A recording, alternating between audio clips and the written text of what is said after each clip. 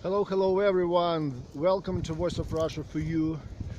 This is another very brief video. So I'm again in Moscow. As you can see, it's a winter time, although it's just early November. So we are walking around with our dog. You can see it's trembling because it's cold. So you can see that it's a blizzard in Moscow. It's pretty windy. The wind is blowing, the snow is falling, and we all enjoy this fucking weather. So I hope many of you have never seen this type of weather, so you can enjoy it with me right now. So see you next time. Bye.